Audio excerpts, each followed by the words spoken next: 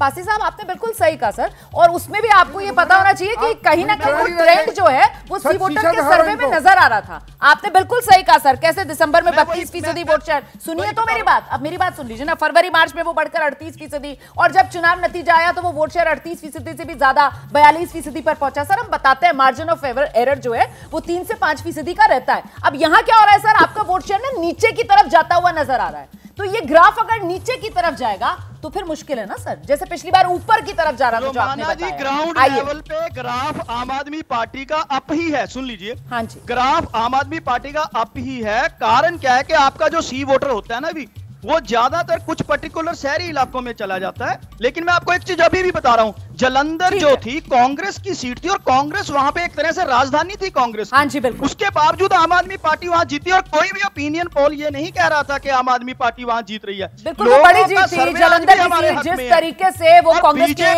जो एमएलए थे उनके निधन के, माफ कीजिएगा एमपी के निधन की वजह से खाली हुई थी, और वो आप लोगों ने जीती। लेकिन जो बात कह रहे हैं आरपी सिंह साहब, आम आदमी पार्टी कह रही है हमारा ग्राफ अप रहेगा, अप है हमारा ग्राफ। आरपी सिंह, ये ना 3 में ना 13 में, बीजेपी ना 3 में ना 13 में। चलिए सुन तो लीजिए, जवाब तो अभी सुनिए। केजरीवाल साहब का ईडी के सामने पेश समझो, सारा ग्राफ बराबर हो जाएगा।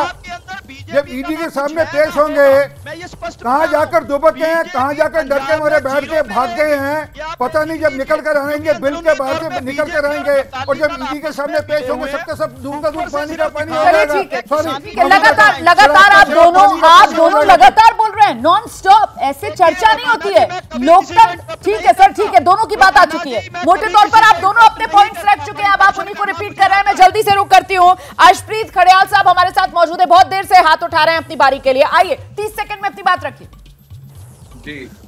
जी देखिए, ऐसा है, इंडिया अलायंस की लोकप्रियता तो बढ़ी रही है, लेकिन पार्टी प्रियता भी बहुत बढ़ रही है। और मैं सवाल करना चाहूंगा दीपा जी से, श्रोमणी अकाली दल से, कि आपके बीएसपी जो है एलाय है, आपके पार्टनर है पंजाब में, बीएसपी एमपी ने कुछ ही दिन पहले कहा कि हमें इंडिया अलायंस के साथ जुड़ जाना चाहिए। मुझे बस दीपा जी इतनी बात बता दे, श्रोमणी अकाली दल इतनी बात बता दे कि इनके नजरिए में ये अप्रिशिएट करते हैं इस चीज को, या इस चीज की निंदा करते हैं, या इस चीज को सपोर्ट करते हैं। और तीसरी बात, देखिए ऐसा है, पहले इंडिया अलायंस में 18 पार्टी थी, फिर 20 हुई, फिर 25 हुई, आज 28 आगे बढ़ती रहेंगी। आप ऐसी बचकानी बात करेंगे मैंने उम्मीद नहीं की थी सर। अब बीएसपी का किससे गठबंधन होगा ये फैसला तो बहन मायावती करेंगी ना सर, ये बीएसपी वाले पंजाब की इकाई थोड़ी फैसला करेगी सर। आप यहाँ पर बीएसपी एमपी ने कहा है, हम नहीं कह रहे हैं सर। अब एमपी के कहने से फैसले थोड़ी होंगे सर, पार्टी चलाता है, पार्टी आला कमान, पार्टी अध्यक्ष। बहुत बहुत धन्यवाद, बहुत बहुत धन्यवाद आप सभी का इस चर्चा में हमारे साथ जुड़ने के लिए। तो ये पंजाब का मूड था, पंजाब का आंकड़ा था, और पंजाब के आंकड़ों पर ये गर्मा गर्म चर्चा थी पंजाब के राजनीतिक नेताओं के साथ।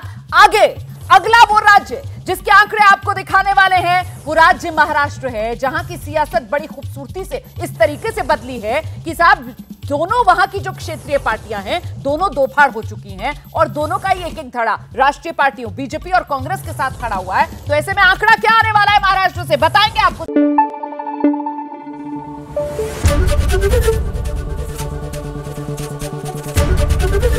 एबीपी न्यूज आपको रखे आगे।